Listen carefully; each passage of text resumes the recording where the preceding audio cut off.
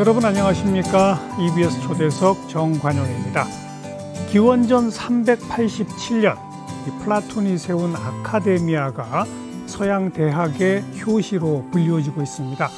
그때 대학은 교양인을 길러내는 학문의 전당이다, 이런 어떤 시대적 소명이 있었다고 합니다.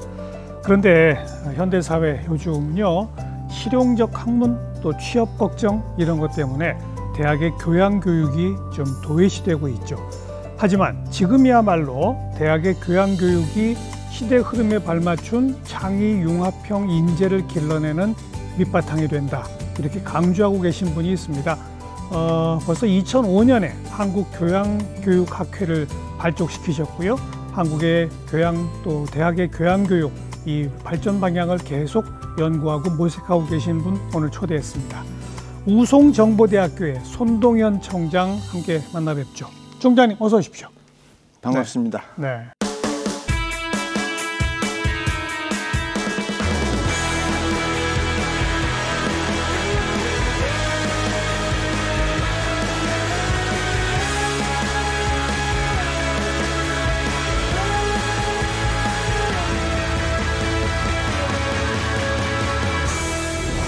흔히 이제 대학을 다녀보면 뭐 전공 과목이냐 교양 과목이냐 이렇게 크게 대별하고 막 그렇게 우리가 살아오지 않았습니까? 그렇죠. 근데 오늘 이제 교양 교육의 가장 그 기초부터 다루시는 총장님을 모셨으니까 예.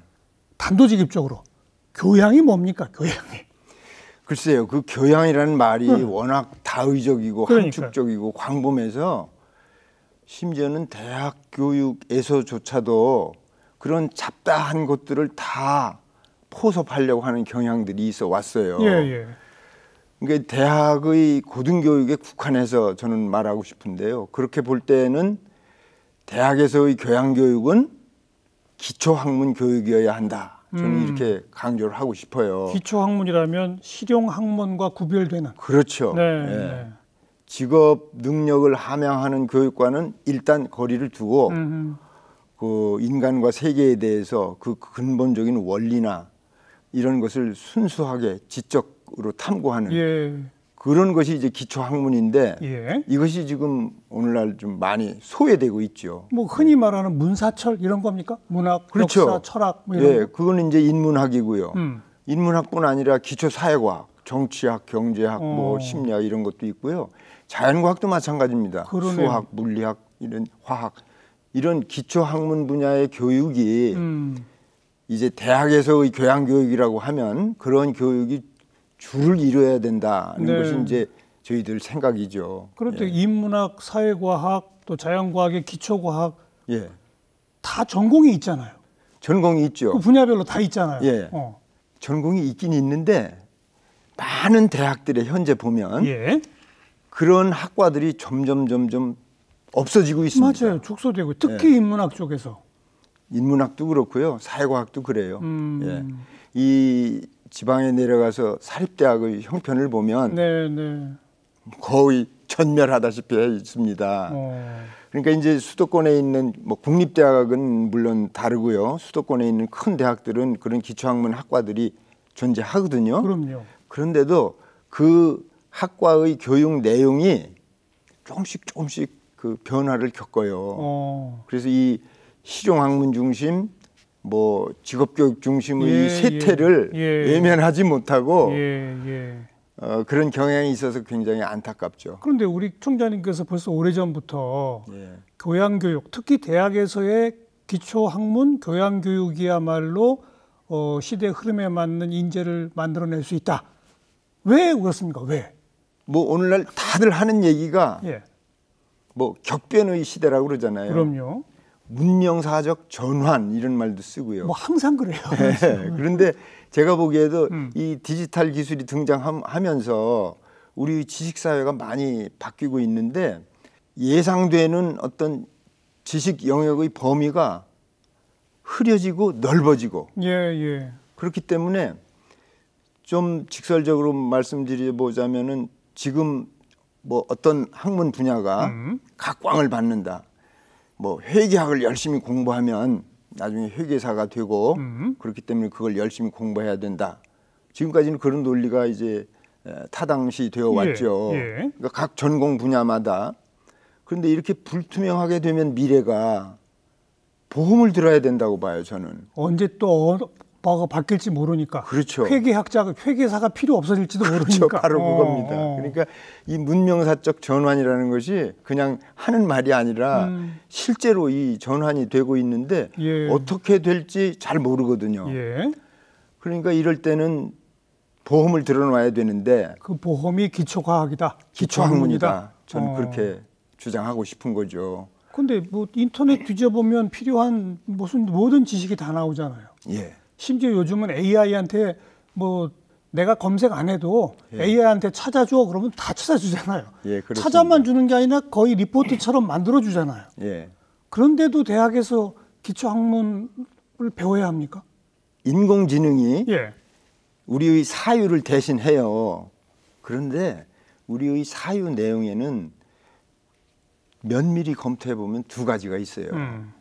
하나는 어떤 객관적 사실에 대한 지식을 누적시키는 그런 사유가 있는가 하면 예.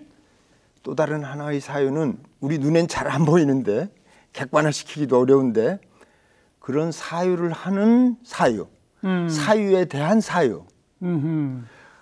그러니까 나의 생활을 객관적으로 쭉 열거할 수는 있지만 그 열거되는 사항들을 움켜쥐고 있는 맨 뒤에 있는 나 자신. 과연 인공지능이 이것까지도 대체해 줄 수 있을까? 그 저는 회의적이에요. 네. 안 된다고 봐요. 네.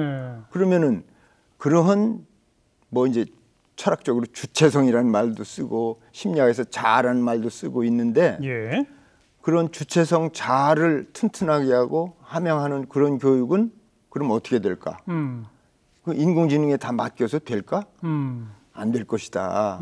그러니까 좀 전에 말씀드린 대로 기초학문 분야의 공부를 두루두루 해놓으면 이것이 어떤 공부를 하면은 어떻게 된다라는 어떤 그 등식이 곧장 성립하는 건 아니지만 그러나 주체성과 자아를 강화시킨다. 그렇죠.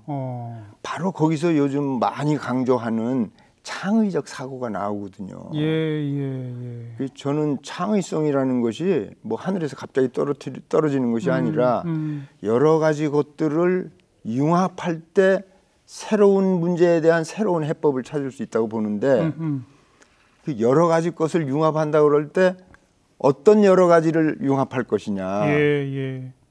기초학문 분야의 지적 탐구를 융합해야 된다. 그러니까 철학적 사유가 뭔지, 경제학적 접근은 뭔지 이런 것에 대한 기본적인 안목을 가지면 거기서 그런 것들이 융합이 돼서 네. 창의적인 생각이 나온다. 이렇게 보는 거죠. 그런데 뭐 인문과학에서 문학, 역사, 철학의 기본 소양을 넓힌다. 조금 더 범위를 넓혀서 사회과학의 뭐 정치학, 경제학, 사회학 정도의 기초를 넓힌다까지는 모르겠는데 자연과학의 수학, 물리학까지도 이걸 넘나들어야 합니까? 물론이죠. 근데 그거는 참 어려운 거 아닌가요? 굉장히 현실적으로는 어려운 것이 어. 너무 급한 일들이 많아서 잘못돼서 그렇지 원래는 그래야 되는 겁니다. 문이과도 넘나들고. 그러면 문과 이과라는 구별 자체가 그게 바람직한 것이 아니거든요. 기초 공부에 있어서는 기초적인 예. 어떤 지적 능력의 함양에 있어서는 그렇게 딱 갈라가지고 너는 이쪽 나는 저쪽 이건 바람직하지 않거든요. 예술, 뭐 음악, 미술 이쪽도 필요할 것 같네요. 물론이죠. 그렇죠. 물론입니다. 그러니까 인간의 지적 정신생활 뭐 글쎄요 표현이 어떨지 모르겠는데 꼭 논리적인 합리적인 지적 사유만 있는 게 아니잖아요. 그럼요. 예술적 감성이 얼마나 그렇죠. 중요한지. 그럼요. 인간 의지도 있고 감성도 있고 이런 것을 두루두루 체험하게 하고 두루두루 함양하는 것이 이 대학 고등교육의 기본이 돼야 된다. 그게 제가 주장하는 바입니다. 그런데 그럼 우리 총장님 눈에 보기에 현재 우리나라 대학에서 그런 문과, 이과, 예술까지를 넘나드는 기초 교육을 하고 있는 대학은 하나도 없겠네요. 그렇죠. 불행하게도 그런 의식을 갖고 문제 의식을 갖고 노력하는 대학들이 물론 있긴 있는데 아주 만족스럽게 이루어진다고 장담할 수 있는 대학은 제가 보기에는 없어요. 이게 부실해지면, 대학의 기초 교양 교육이 부실해지면 어떤 문제점을 나타납니까? 좀 전에 이제 우리 창의성 얘기를 창의 했잖아요. 융합 인재가 부족해진다. 그렇죠. 그러면은 우리가 이제 기성 지식, 선진국에서 다 이렇게 온축해 놓은 기성 지식을 받아들이고 습득해서 쌓는 데는 우리가 성공했어요. 일단 뒤따라만 가서는 이제 도약을 하기가 어렵지 않습니까? 이때 필요한 것이 이제 창의적인 창의성이라고 다들 주장하잖아요. 예. 그러니까 그걸 위해서는 좀 전에 우리 말씀 나눈 그런 것이 꼭 필요하다 이렇게 보는 거죠. 그런데 또 여기서 좀 제가 생각할 땐 딜레마적인 상황이 있는 게, 우리가 뭐 세계에서 가장 앞서가 있는 게 이제 반도체 메모리 분야라고 친다면, 제일 앞서 있는 반도체 더 앞서가려면 충분히 교육받은 인재를 빨리 투입해야 되잖아요. 그럼 대학에서 4년 내내 반도체만 가르쳐도 부족한데 그 그렇죠. 4년 동안 교양 교육만 시켜서 어떡합니까? 그러니까요. 여기서 우리가 이제 어떤 전문 분야에 있어서의 지식과 기술을 빨리 습득하고 그것을 원활히 활용할 수 있는 능력을 기르는 일하고 예. 문제 자체를 조망하는 안목을 기르는 일하고 좀 구별을 하는 것이 필요하다고 봐요. 그러니까 뭐 반도체가 됐든 AI가 됐든 우리 그런 것을 충분히 활용할 수 있는 능력을 갖춰야죠. 예. 그런 능력이 사실 직업 분야에서 아주 고도의 직업 능력이기도 그렇죠. 하죠. 그런데 어떤 한 특정 분야의 그 지식 능력만 가지고 선두가 될 수 있겠는가? 그것을 다른 어떤 지식 분야하고 연결시키고 예. 아까도 나온 단어입니다만 융합시키고 하는 데서 새로운 창의성이 나오고 새로운 문제 해결의 실마리를 우리가 찾을 수 있다. 대학의 고등교육 교과 과정을 보면 예. 각 학과마다 전공 교육을 하고 있고 그렇죠. 다른 한편으로는 교양교육 과정이라고 있어요. 있죠. 네. 그래서 저는 늘 주장이 그 교양교육 과정을 튼실하게 운영하자. 역시 특별한 분야, 특수한 분야의 전문 분야의 지식과 기술도 습득하고 그러니까 두 가지를 같이 해야 된다. 네. 그런 생각인 거죠. 그 비중이 어떻게 돼야 됩니까? 전공 분야와 기초학문 분야가 몇 대 몇 정도 되면 좋을 것 같으세요? 대체로 뭐 이제 미국 대학들의 예를 봐도 그렇고 한 30%, 3분의 1 정도는 전문 분야에 아주 그 특화된 예. 기술 지식을 습득하는데 주력하고 예. 한 30%는 우리가 지금 얘기 나누고 있는 이 그 기초학문 교육을 으로 채우고 예. 그리고 나머지 30% 정도는 그 본인이 어느 쪽이 됐든 하고 싶은 걸 하게 하자. 그게 대체로 스탠다드입니다. 아, 그래요? 네. 그러니까 이를테면 예를 들자면 요즘 이제 인문계 사회계 대학들은 졸업 학점이 120학점이면 예. 그 중에서 뭐 사회학을 한다. 그러면 거기서 한 40학점 사회학 하고 교양 이 기본 학문 이것을 한 40학점 하고 나머지 40학점은 내가 사회학을 공부하기로 했으니까 이걸 더 해야겠다. 더 하고 싶으면 더 하고. 교양을 더 하고 싶으면 더 하고. 그렇죠. 본인이 선택하게 하면 좋다. 예. 그것이 대략 스탠다드 같이 이렇게 돼 있어서 저희들도 그런 권유를 하는데 아주 현실적으로는 그 전체 학점 중에 한 3분의 1 가급적이면 한 3분의 1 정도를 기초학문 교육으로 채우자. 이것이 저희들 주장입니다. 현재 한국 대학의 평균은 어떻습니까? 평균은 졸업 학점에서 전공 분야와 교양 분야가 어떻게 됩니까? 대체로 요즘은 이제 두 가지 전공을 권유하는 대학도 있고 그렇잖아요. 예. 그래서 교양이 3분의 1이 안 돼요. 한 4분의 1 되면은 그 괜찮은 대학이고요. 25%가 25, 6% 왔다 갔다 해요. 그게 좋은 대학이고. 좋은 대학이고 그렇지 않은 대학은 더 적고. 그리고 문제는 그 교양교육 과정 안에 기초학문 분야의 학업을 하느냐 아니다 이거죠. 아니고 딴 게 많이 들어와 있어요. 뭐 취업, 창업 이런 것도 들어와 있고요. 순수한 기초학문 분야의 교육으로 교양교육 과정을 채우자 하는 것이 이제 저희들 주장인데 현실적으로 잘 받아들여지질 않아요. 그럼 총장님 강조하시는 기초학문 분야의 교양교육은 현실적으로 한국 대학에서는 25가 아니라 한 10에서 15%밖에 안 되겠군요. 그런데 아까 그 보편적인 가이드라인이 전공 3분의 1, 교양 3분의 1, 선택 3분의 1 그러셨잖아요. 그건 어디서 나온 거예요? 뭐 선진국 대학들은 그렇게 합니까? 그러니까 미국 대학들의 표준이 그렇다고. 정말 그래요? 예, 예. 지금도요? 그렇죠. 예. 오. 미국 대학에서도 이제 그 소위 아이비 리그라고 하는 그 주립 대학 아닌 예. 그런 명문 대학들이 있지 않습니까? 그런 대학들에도 보면은 이 기초학문 분야를 학과 구분도 없이 다 제공하는 그런 별도의 그 소위 리버럴 아츠 칼리지가 있잖아요. 리버럴 아츠 칼리지. 예, 예. 그런 데서는 말하자면 기초학문 분야의 교육이 거의 100% 이루어지는 거고요. 예, 예. 그런데 이제 주립대학은 조금 달라요. 근데 주립대학. 그 리버럴 아츠 칼리지, 그러니까 자유학예 대학 이 정도가 될 텐데, 네네네. 그건 아예 신입생을 뽑을 때부터 학과나 전공 없이 뽑죠? 그렇죠. 그죠? 예. 학생 수가 별로 많지 않죠. 그러니까.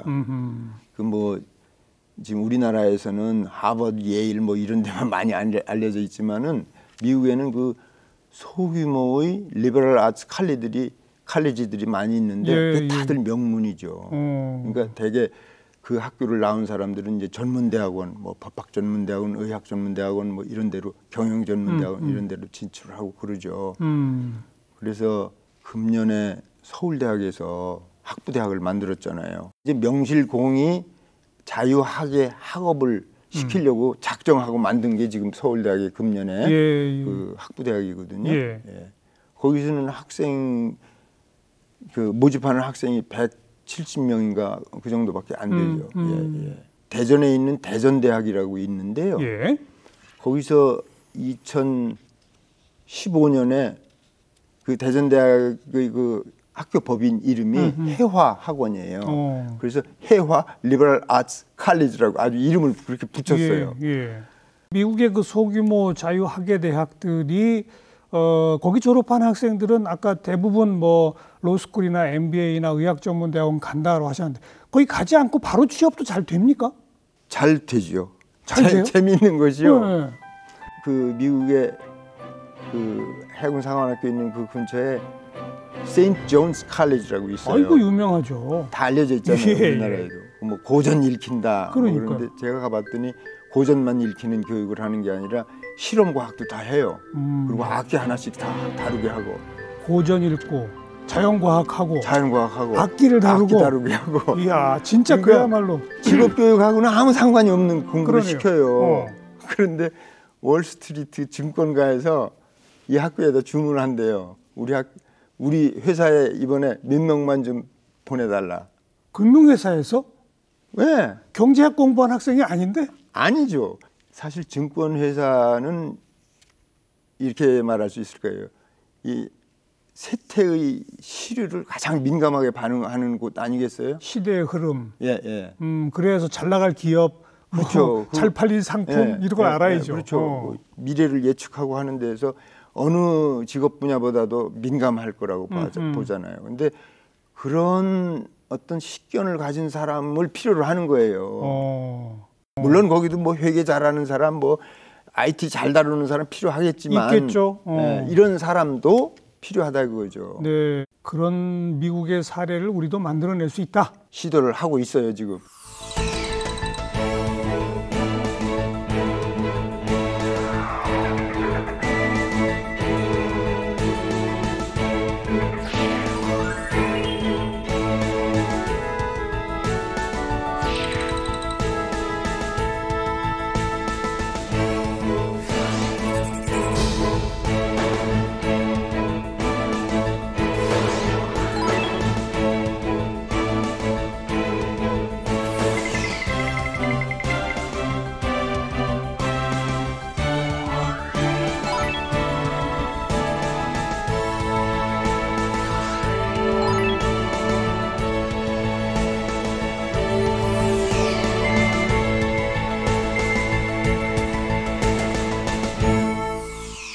지금 우리나라에서 좀 앞서가고 잘하는 대학들이 어떤 것들이 또 있습니까? 몇 가지. 뭐 아까 서울대학교의 학부대학 이번에 신설하는 거, 대전대학교 소개하셨고 또 어떤 것들이 있습니까?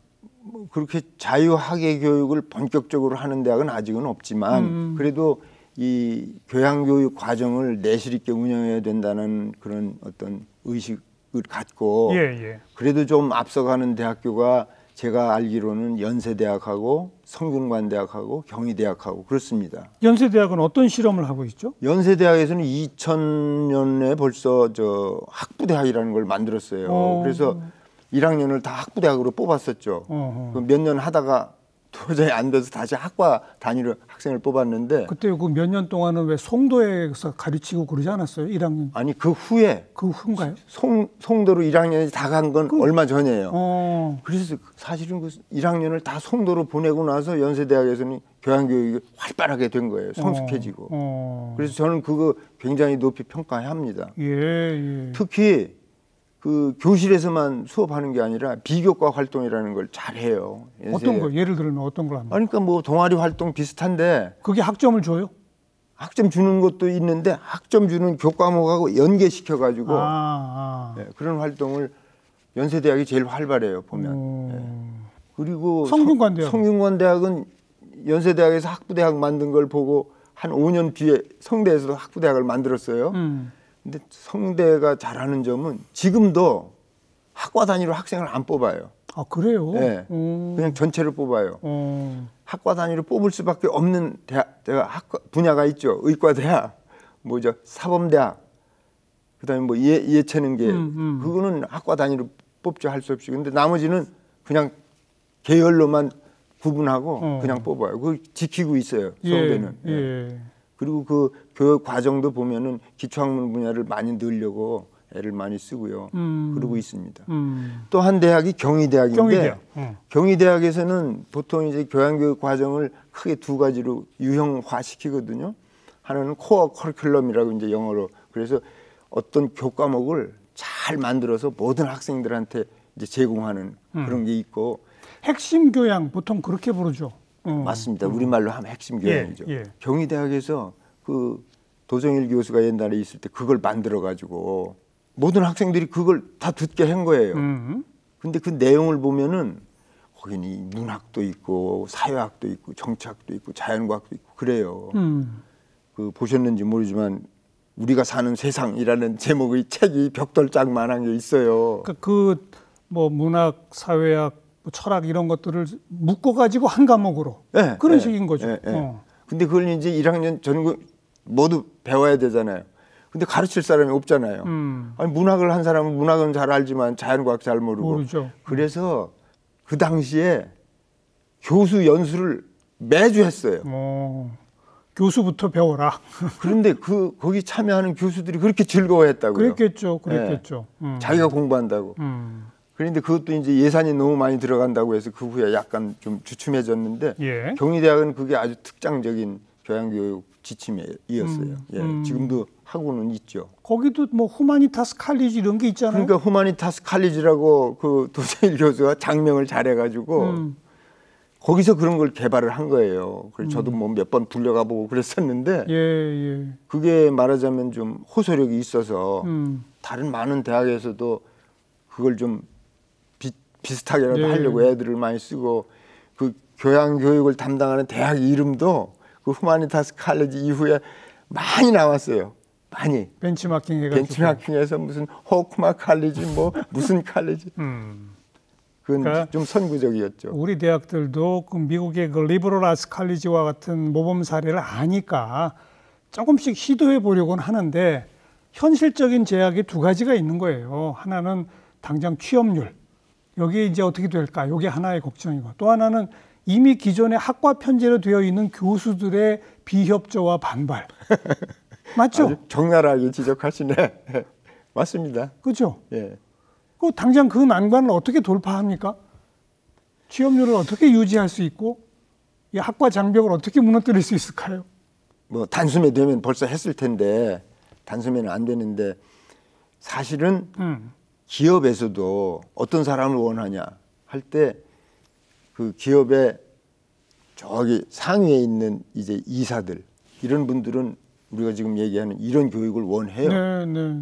근데 이제 뭐 부장급쯤 되는 분들은 당장 데려다 써먹을 사람을 원하고 그래서 아직은 이 균형이 한쪽에 쏠려 있는 그 불균형이 아직 깨지고 있지를 않는데 저는 앞으로는 바뀌리라고 봐요.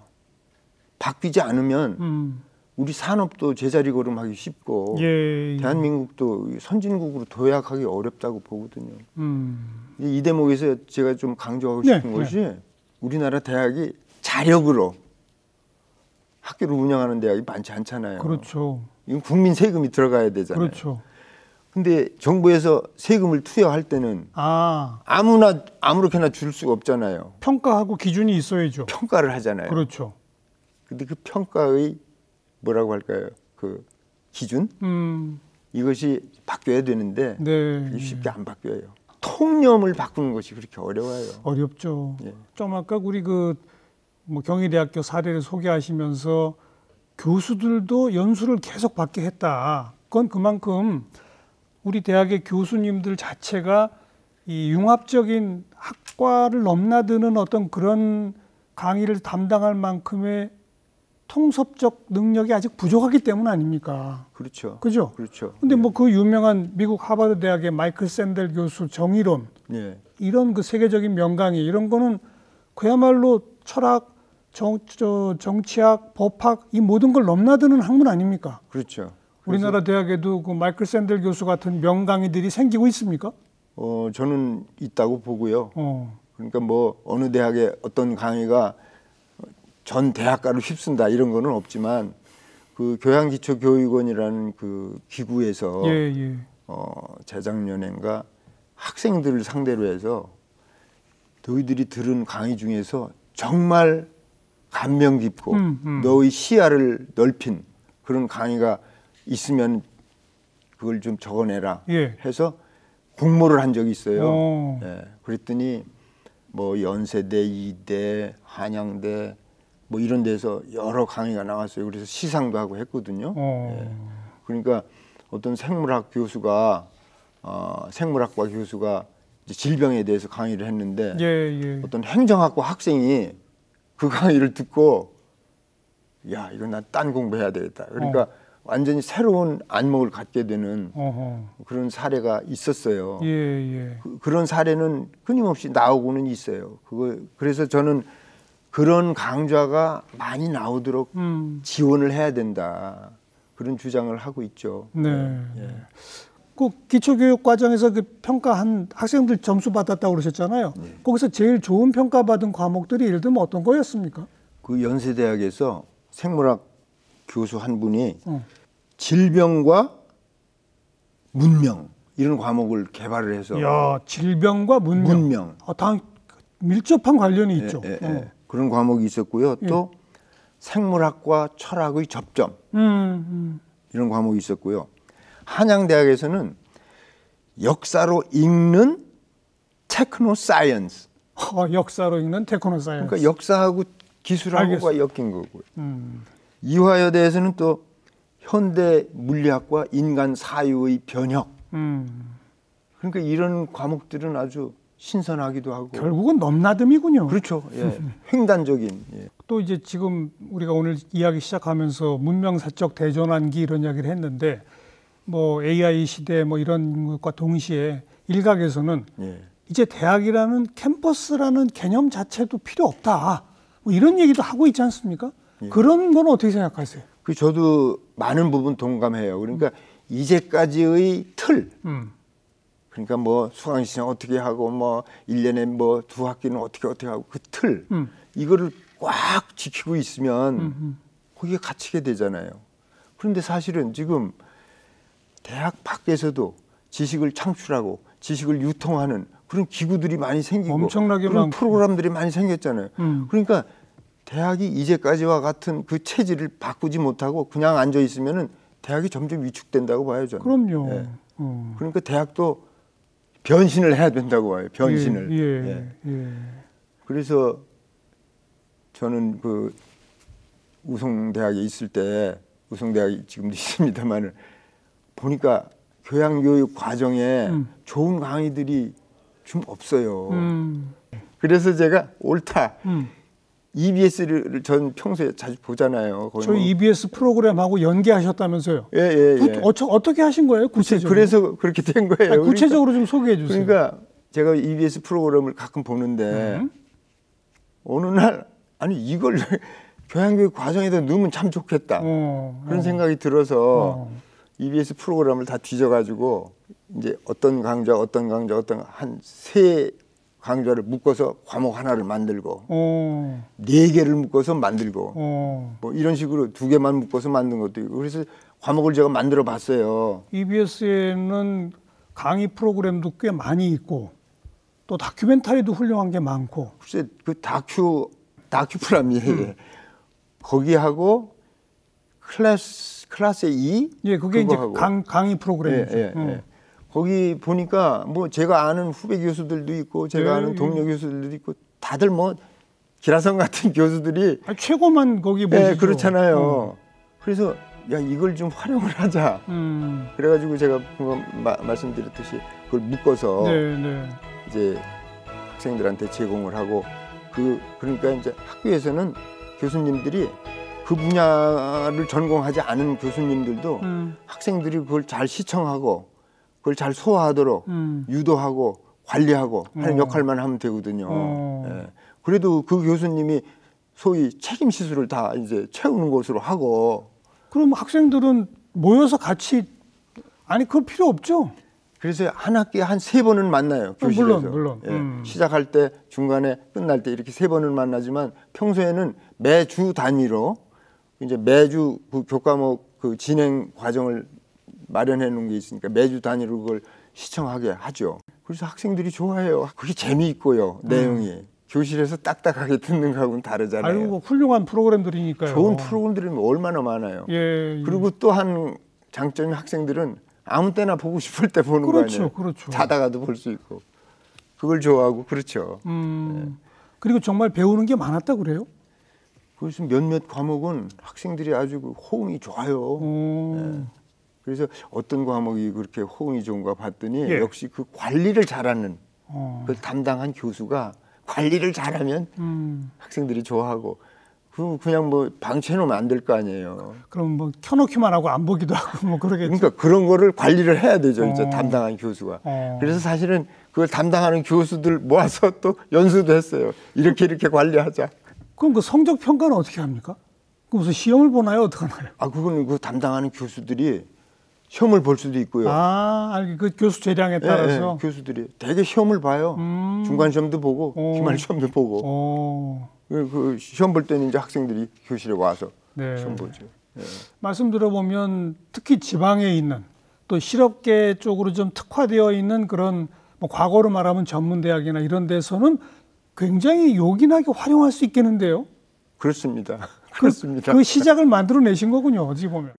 우성대학에서 EBS 프로그램과 연계해서 만드신 과목들도 학생들 평가를 받아보셨어요, 혹시? 그렇죠. 피드백을 받죠. 제일 좋은 평가 받은 과목이 예를 들면 어떤 거였습니까? 음악과학과 대중음악.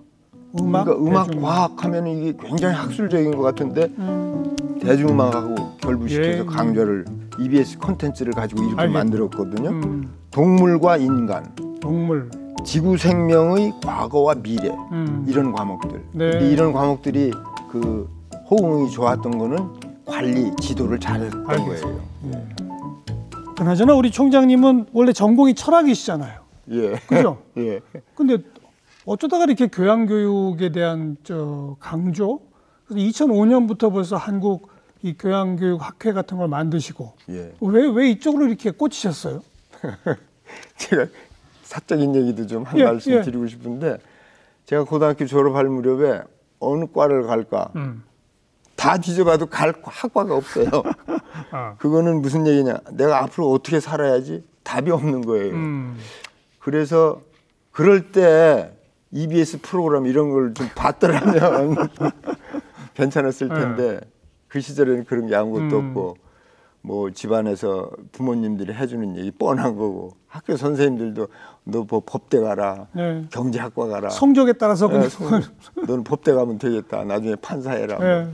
그런 지적 갈증이 저도 있었는데 개인적으로 이제 성대 재임할 때 보니까 이 교양교육 과정이 뭐 2년에 한 번씩 바뀌어요. 2년에 한 번씩. 근데 제가 이제 우연찮게 어떤 선배 교수가 그 대학의 교육 과정 전체를 이제 좀 개편하는데 교양 파트에 좀 들어와서 의견을 내봐라. 그래서 들어갔죠. 기꺼이 들어갔어요. 가서 봤더니 좀 난맥상해요. 쉽게 말해서.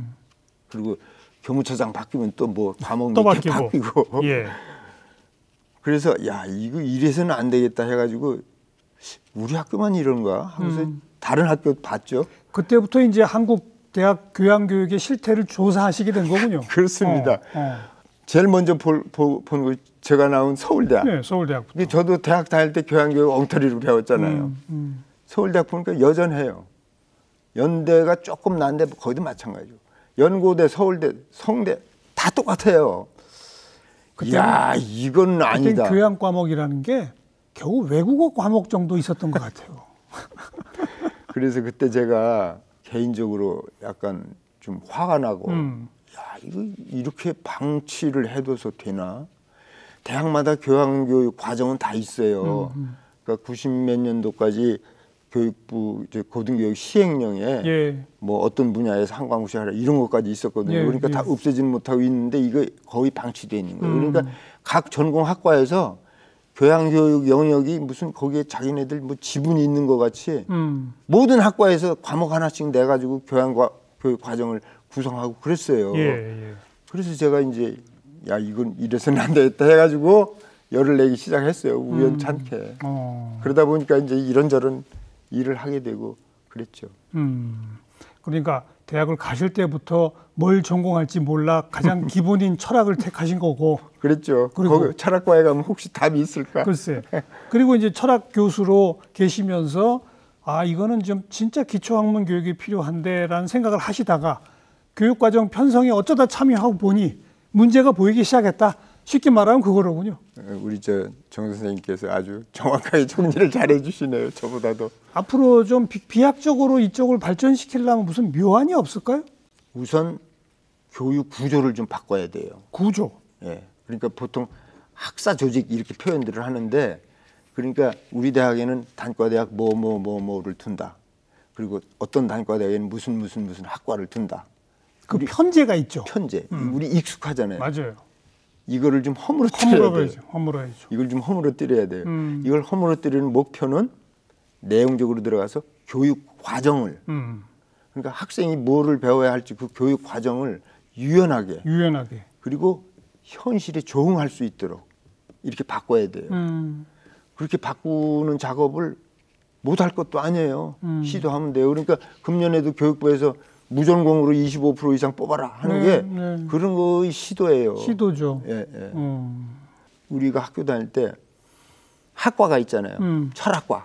그러면은 저는 철학과를 다녔습니다만 이게 학생 모집 단위고 학생이 거기 속해 있는 단위고 그 속해 있는 학생이 공부하는 그 교육 과정의 단위이죠. 거기에다가 교수 집단의 단위예요. 그렇죠. 그러니까 이걸 허물자. 그렇죠. 이 셋을 꼭꼭 묶어놨거든요. 지금 철옹성 같이 묶여 있거든요. 이걸 풀자. 학생이 뭘 공부할지 학과에다가 가둬두고 하지 말고 학과는 있어야 되겠죠. 그 교수는 속해 있어야 되니까. 알겠습니다. 근데 그 학과에서 너희들은 우리 과에 들어왔으니까 요거 배워. 이런 건 풀자. 그리고 그 학과들도 서로 유기적으로 연대할 수 있도록 이 조직을 좀 유연하게 바꾸자. 근데 그렇게 바꾸는 대학을 지원을 해주면 그러니까요. 바꿔질 거라고 봐요. 결국은 칸막이 철거예요. 맞습니다. 맞습니다. 불가피하니까 어쩔 수 없으니까 기업체하고 딱 연계해가지고 그렇게 하는 직업교육 위주의 그런 대학이라는 틀도 좀 있고 기타 일반적인 대학은 교수님 말씀하시는 식으로 좀 칸막이를 허물고 이렇게 양립해 가야 되지 않을까요? 맞습니다. 그렇죠? 그래서 저는 아까 정 교수님이 두 가지 유형으로 해야 되지 않겠냐 이렇게 이제 말씀을 해보신 건데 그래서 저는 대학을 여러 유형으로 좀 구분을 하자. 그렇죠.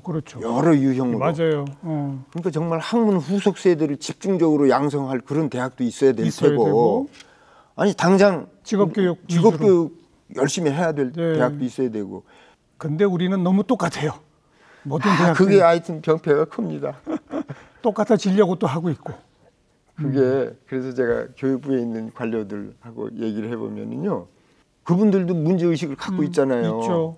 근데 하려고 그러면은 잘 안 된대요. 그래서 제가 아까도 말씀드렸듯이 일반인의 통념이 네. 변화가 돼야지. 그게 문제입니다. 예, 알겠습니다. 제가 그렇게 유형화하자 그러면은 안 되는 첫째 이유. 그거를 정부에서 공식화하면은 대학의 서열을 공식화하는 거래요. 만들어준다 그거죠. 예. 그건 절대 안 된대요. 총장님 앞으로 계획은 어떻게 되십니까?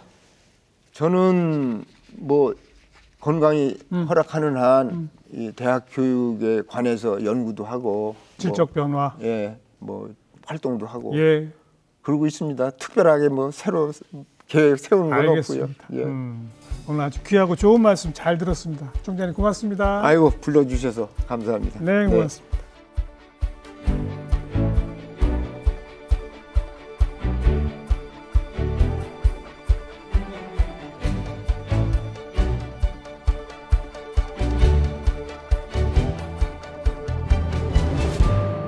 네, 그동안 우리는 어쩌면 서로 눈치 보면서 비슷비슷하게만 살려고 했던 건 아닐까 생각해 봅니다. 이제는 과감히 서로 좀 달라질 건 달라지고요. 그러면서 경계는 허무는 그런 창조적 혁신이 꼭 필요한 시기인 것 같습니다. 다음 주에 또 뵙죠. 안녕히 계십시오.